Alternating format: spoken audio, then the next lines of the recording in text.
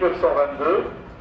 En 1939 était né le M2A3, appelé combat de car, véhicule blindé, ou d'auto-mitrailleuse blindée. En 1940, ça devient le M2A4, avec comme les Français, un canon de 37 mm.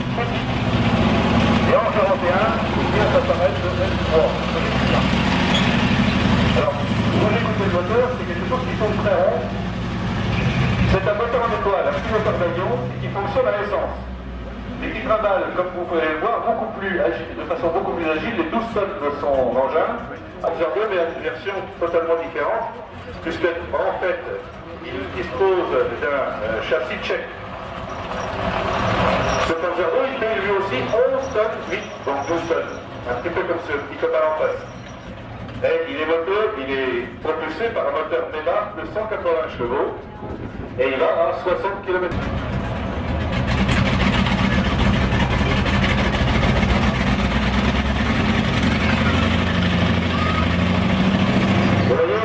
D'année en année, l'évolution de la guerre fait que les engins sont de plus en plus faciles à manier, de plus en plus dynamiques.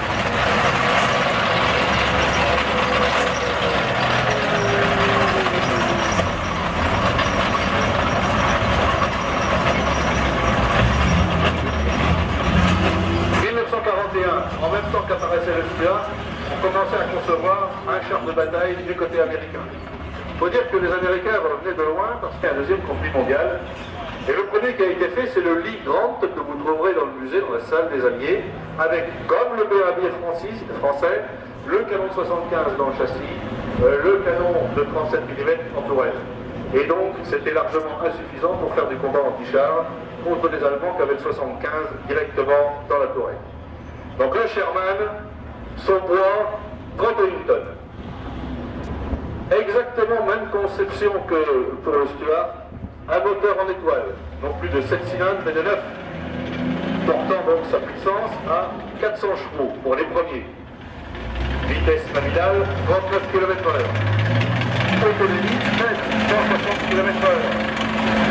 C'est toujours la chaîne pour la vendre. Engin relativement silencieux. Piloté par un membre de notre association, M. Legnaud.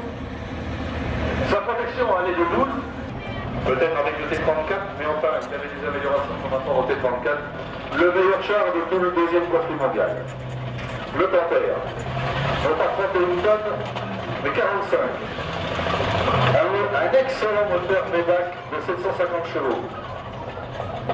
Vitesse 55 km/h. La protection en quinconce pour améliorer la portance sur le sol. Toutes ces plaques de blindage sont inclinées. Pourquoi? Parce qu'il est né en 1942 et qu'en 1941, les Allemands avaient volé des T-34 aux Soviétiques, les avaient emmenés dans leurs usines à eux, dans les usines en Italie, et s'étaient aperçus que les blindages en oblique offraient au nombre. La première épreuve du feu de ce char, ça a été l'offensive Zitadelle, mais qui s'est soldée par un échec par des effets de jeunesse de l'engin et ensuite l'inexpérience des équipages. Une expérience qui a très rapidement été comblée et ensuite c'est devenu le char le plus redoutable du deuxième conflit mondial. Voilà, il y en avait 65 un bataillon 65 par division blindée allemande.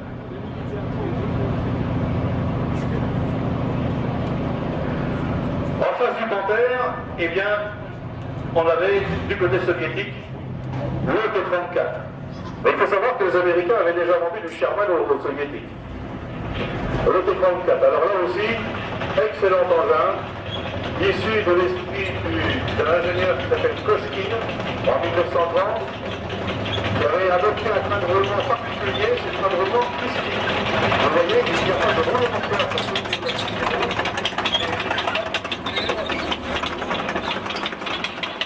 Et en 1939, l'ingénieur Morozov a reçu la fabrication des T-32 puis T-34. Poids 26 tonnes. Donc il est plus léger que le Sherman. Beaucoup mieux protégé. Il a un moteur de 12 cylindres.